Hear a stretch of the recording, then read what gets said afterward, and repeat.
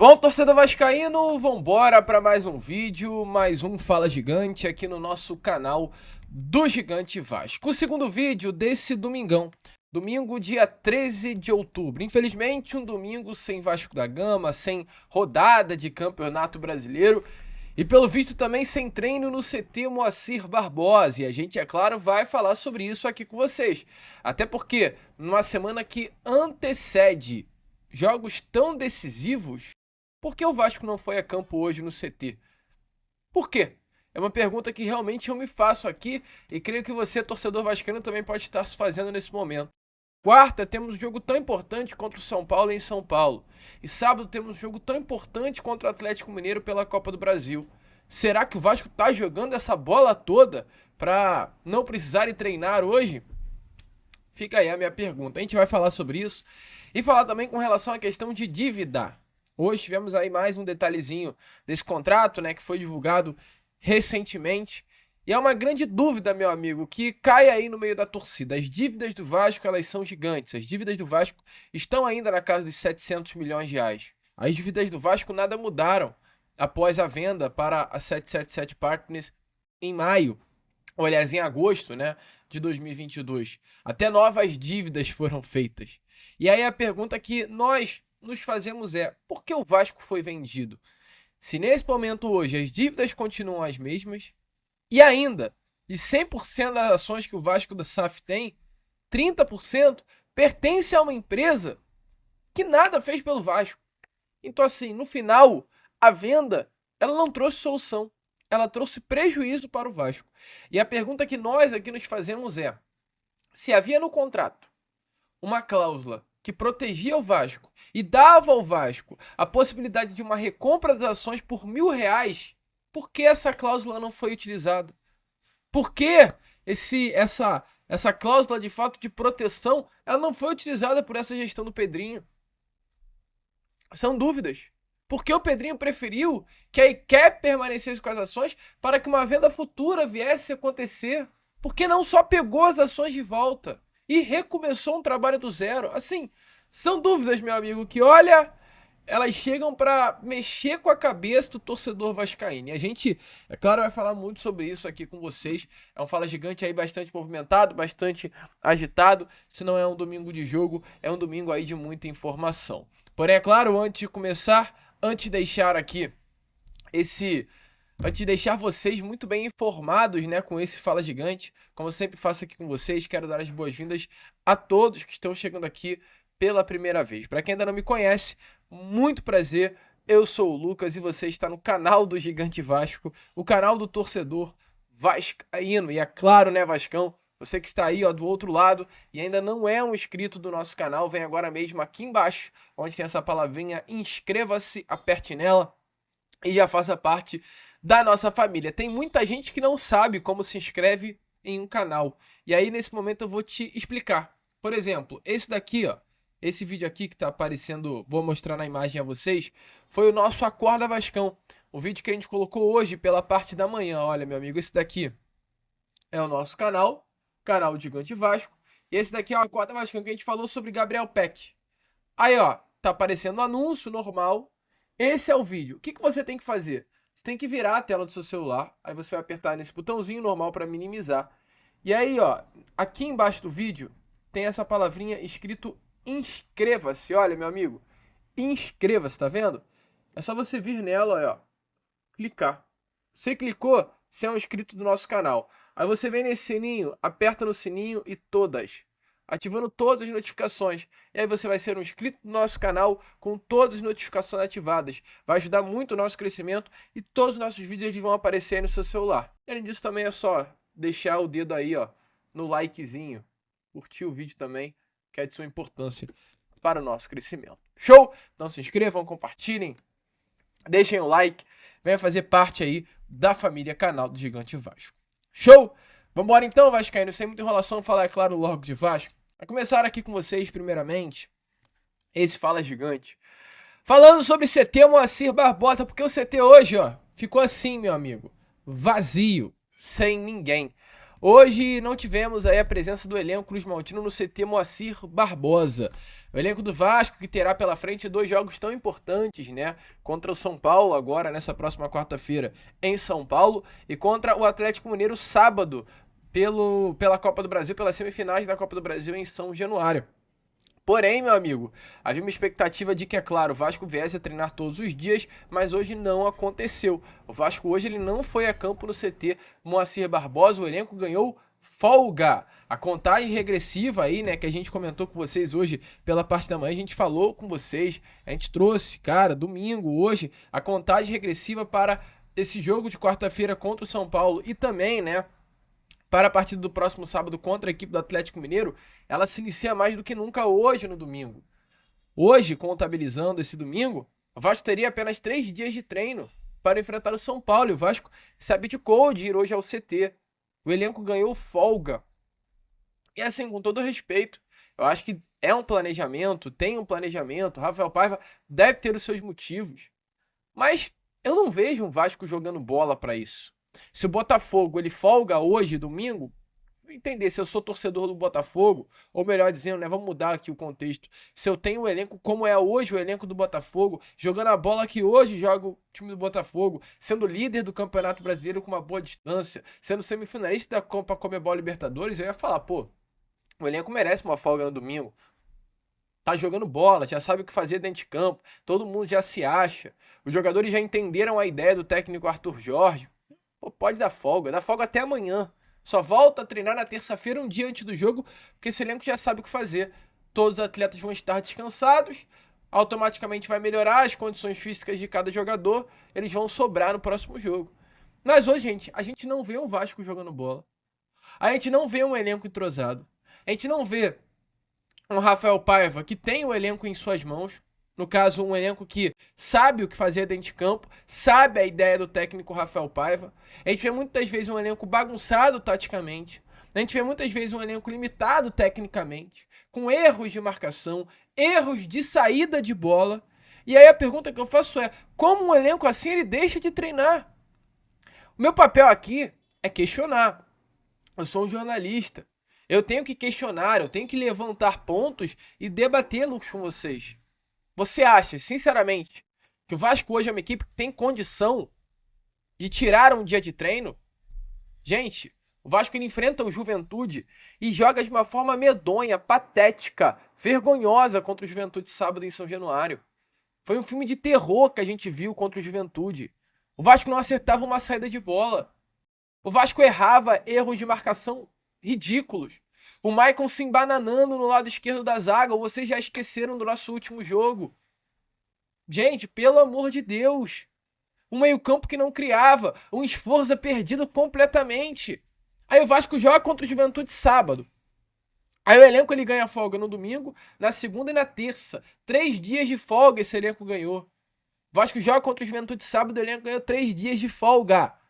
Depois da pataquada que foi feita contra o Juventude, era pro elenco estar no dia seguinte, no domingo, já treinando.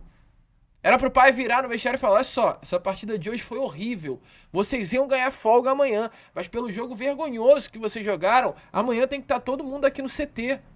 Mas não, ele ganhou 3 dias de folga, ok. Como é um período longo de parada, tá tranquilo, é compreensível. Dá 3 dias de folga, descansa fisicamente o elenco e a gente volta a treinar na quarta-feira. Aí o Vasco treinou quarta, quinta, sexta. Ontem tivemos um treino, mas assim, com a participação da família no CT, a família, as crianças, né? Tanto dos atletas quanto dos funcionários foram ao CT. O CT teve aí a presença de vários brinquedos infantis. Creio que foi um dia muito legal. Mas você que é pai, você que é mãe, você sabe que é diferente quando você está no seu trabalho e o teu filho está lá presente. Clima de festa, de confraternização, tu não vai dar 100%. Então ontem teve um treino, mas será que foi esse treino todo também? Será que foi esse treino intenso, pegado, como tem que ser? Ou será que foi um dia mais leve, mais tranquilo? E aí depois desse dia leve e tranquilo, o Vasco ganha mais uma folga. Então assim, o Vasco ele só teve 3 dias, 2 dias sérios de treino. Porque quarta foi o dia de representação. Sabe que dia de representação não é dia desse treino todo. Aí quinta foi um treino maneiro. Sexta foi um treino maneiro. Sábado foi interativo, com presença de família. Hoje foi folga. Aí o Vasco tem amanhã, segunda e terça para treinar. Folga, jogador, ele, meu amigo, ele sai da linha, perde a linha. Aí amanhã já vai voltar pesado. Terça tem pré-jogo para São Paulo. E aí o Vasco vai ter quinta e sexta para treinar para enfrentar o Atlético, sendo que quinta é após o jogo contra o São Paulo, voltando de viagem de São Paulo, o elenco desgastado. E aí só vai ter um treino bom para enfrentar o Atlético Mineiro. Então assim, sinceramente, será que foi coerente essa folga, cara? Eu não consigo compreender. Eu, Lucas, não estou conseguindo compreender. Queria muito. Queria muito. Sábado, eu queria muito, dependendo do resultado, perguntar ao Rafael Paiva. Perdão, quarta, né? Pós-jogo contra o São Paulo. Vou até ver com algum membro da imprensa para fazer essa pergunta. Paiva, independente do resultado, por que o elenco ganhou folga no domingo? Qual é a justificativa para o elenco ganhar folga no domingo? O Vasco joga essa bola toda para ganhar folga no domingo? Eu queria ver a resposta dele. Ainda mais se for uma derrota. Se o Vasco for derrotado pro São Paulo na quarta-feira, tem que perguntar. Paiva, por que o Vasco ganhou folga no domingo? Por que o elenco tendo domingo, segunda, terça, quarta, quinta, sexta, sábado, domingo, segunda, terça. Por que o elenco tendo 10 dias de preparação se foi utilizado apenas 5, Paiva? Responde pro torcedor vascaíno, por favor.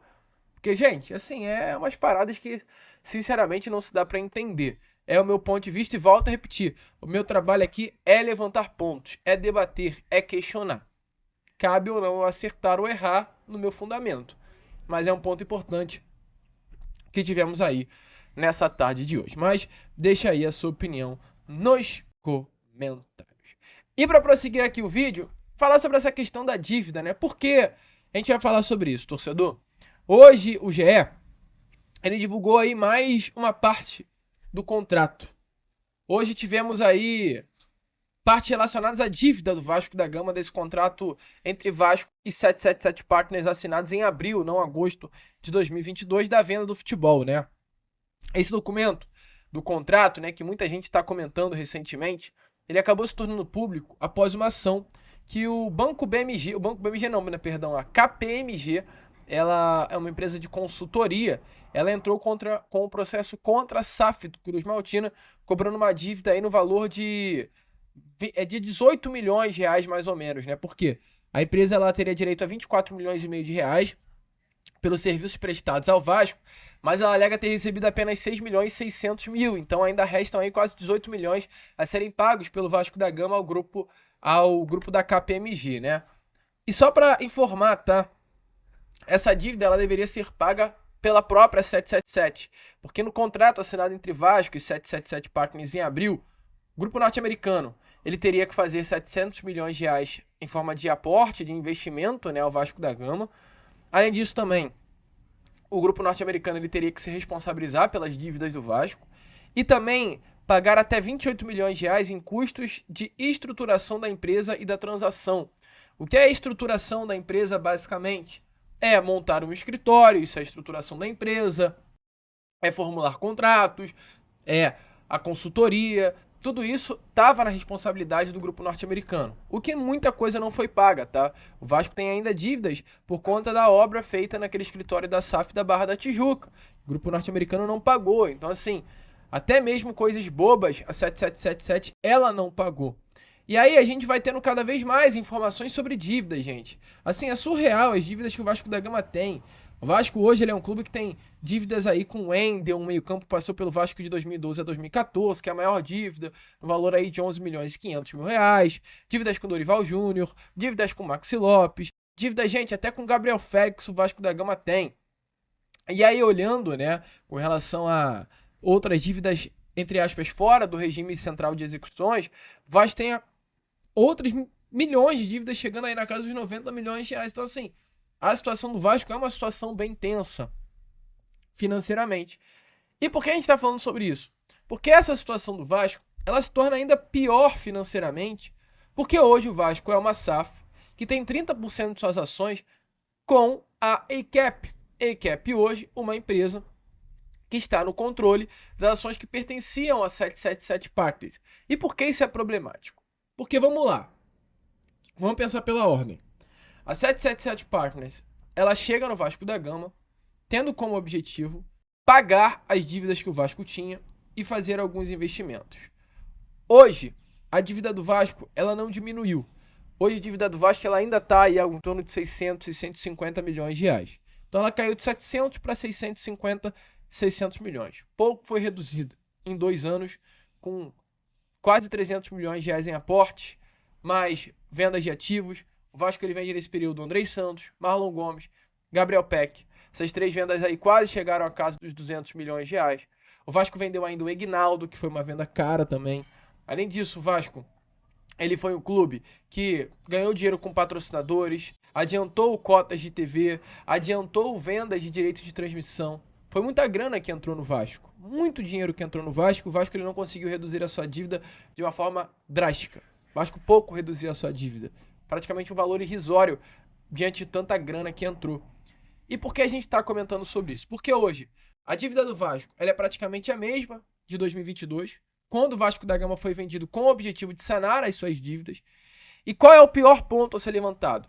As dívidas continuam a mesma, mas o Vasco ele hoje tem as suas ações nas mãos de outro investidor. E por que isso é muito problemático? Porque eu digo que isso é um baita de um problema que o Vasco está se enfiando. Porque nesse momento o Vasco ele é um clube que tem 700 milhões de reais em dívida. Então qualquer comprador que hoje chegar ao Vasco, ele já vai assumir o Vasco com 700 milhões de reais. Eu acho que isso não é dúvida para ninguém, isso é uma certeza. Só que se hoje um comprador quiser comprar o Vasco da Gama, o que ele tem que fazer? Ele na teoria, tá? Ele tem que ir até a ICAP, sentar com a ICAP e negociar com a ICAP. A ICAP hoje é uma empresa que ela pede 600 milhões de reais pela venda de 30% das ações do Vasco da Gama. A ICAP hoje entende que o Vasco ele se valorizou durante esse período com a 777. Se valorizou em 100%. Porque se a 777 ela paga 300 milhões de reais em forma de aporte e vai vender esse mesmo valor que pagou das ações, de 30% das ações, que pagou 300 por 600, automaticamente ela entende que o Vasco ele dobrou, ele se valorizou em dobro e valorizou. 777 compra um Vasco na Série B e hoje o Vasco é uma equipe que não por causa da 777, mas por conta do Pedrinho, tem chance de ser campeão de uma Copa do Brasil e estar numa Libertadores no ano que vem. Então, isso é uma valorização, mas não tem a ver com o grupo norte-americano. Mas 30% das ações são deles. E qual é a situação? Ou seja, o investidor novo, ele terá que arcar 700 milhões em dívida, ele terá que pagar a ICAP 600 milhões de reais, e ele ainda terá que continuar a fazer aportes. Os aportes que quem deveria fazer era a 777 deverão ser feitos por esse novo investidor.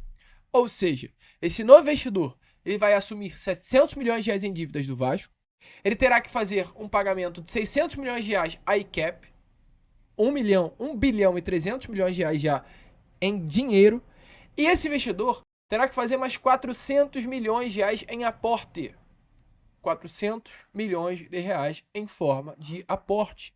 Um aporte de 280 e um outro aporte no valor, aliás, um aporte de 270 e um outro aporte de 120 milhões de reais. Então, um Vasco que lá em 2022 foi vendido para o grupo norte-americano, tendo que a 777 arcar com dívidas e fazer um simples aporte na casa de 700 milhões, hoje esse novo investidor ele tem que assumir as dívidas de 700, ele tem que dar 600 para a ICAP, ele tem que assumir ainda, fazer mais 2 aportes ao Vasco, chegando a casa dos 400 milhões. Então hoje, o novo investidor que comprar o Vasco, ele tem que assumir um valor total, meu amigo torcedor vascaíno, um valor total de 1 bilhão e 700 milhões de reais. Isso é matemática, eu não estou falando nada demais. Isso é uma informação, eu não estou inventando a roda, eu estou fazendo o básico, um cálculo básico. É 700 milhões das dívidas que o Vasco tem, é 600 milhões que a ICAP pede para vender os 30% das ações e mais 400 milhões que tem que ser feito para o Vasco, em forma de aporte, porque isso está no contrato da SAF. E aí, a pergunta que eu te faço é a seguinte: por que o Pedrinho ele quis continuar dessa forma? Por que o Pedrinho aceitou isso com a ICAP? Por que eu levanto esse ponto a vocês? que estava no contrato, o tal do bônus de subscrição. Isso estava em contrato. Que caso o grupo norte-americano não realizasse um outro aporte no valor, um outro aporte, né, nesse ano no valor de 270 milhões, o Vasco ele poderia retomar o controle de suas ações pagando um mero valor de R$1.000. O Vasco daria R$1.000 à ICAP ou a 777 Partners, que seja, e teria todas as suas ações de volta. Os 40% que seriam da SAF, o Vasco da Gama teria de volta.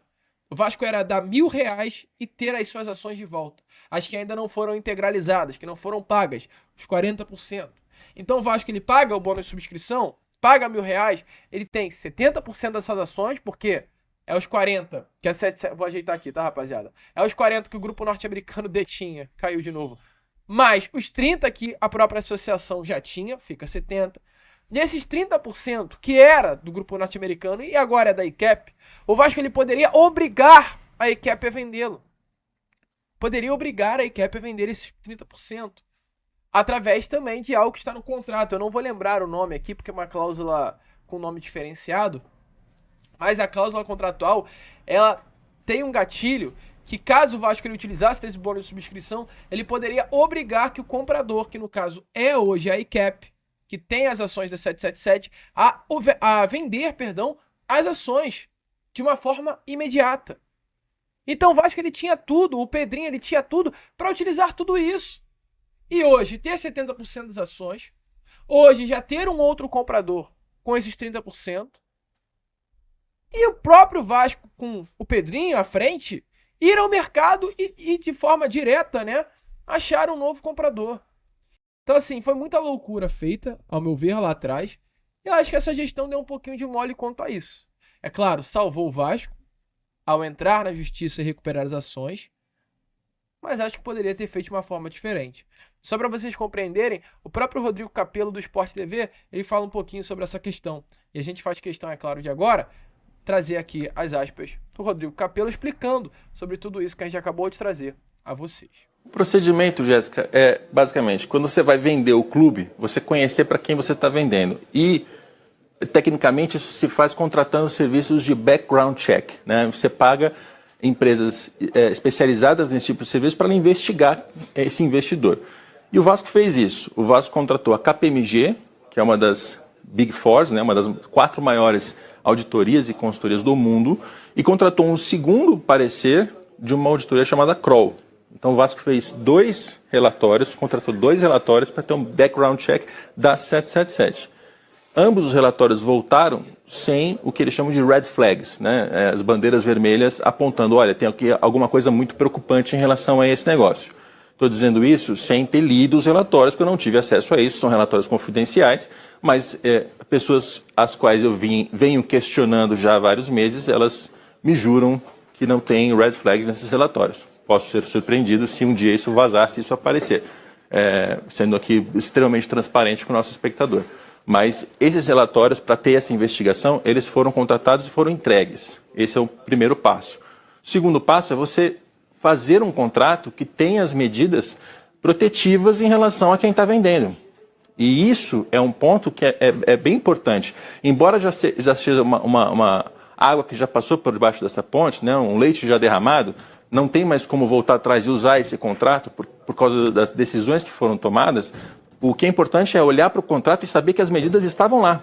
Ou seja, tinha como, no caso de inadimplência, o Vasco ir lá e tomar de volta. Porque havia as cláusulas, havia uma saída. Né? No caso de inadimplência da 777, o Vasco tinha condições de retomar a SAF. E por um valor módico de R$1.000. Né? Tinha, inclusive, como forçar que a 777 aceitasse a venda para um outro terceiro nessa situação de inadimplência. Então, o que dá para fazer na hora de vender um clube de futebol, ainda mais um clube tão grande, tão importante quanto o Vasco, é tomar esse tipo de precaução. E aí, torcedor vascaíno? Viu o que eu te falei? Então, assim, situações como essa. Mas deixa aí, é clara, a sua opinião nos comentários, dúvidas. Cada dia que passa, esse contrato vai sendo divulgado. O torcedor vascaíno está tendo uma noção maior de tudo que foi feito, né, com o nosso clube. Muita água, com toda certeza, ainda rolará embaixo dessa ponte. Mas deixa aí a sua opinião nos comentários. A gente vai ficando por aqui, esse foi o nosso Fala Gigante, segundo vídeo desse domingão. Já já estaremos aí de volta com o nosso Boa Noite Gigante, trazendo, é claro, ainda mais informações a todos vocês. Vamos, se inscrevam, compartilhem, ajudem aí o nosso crescimento. E é claro, como nós sempre falamos aqui no nosso canal, saudações vascaínas.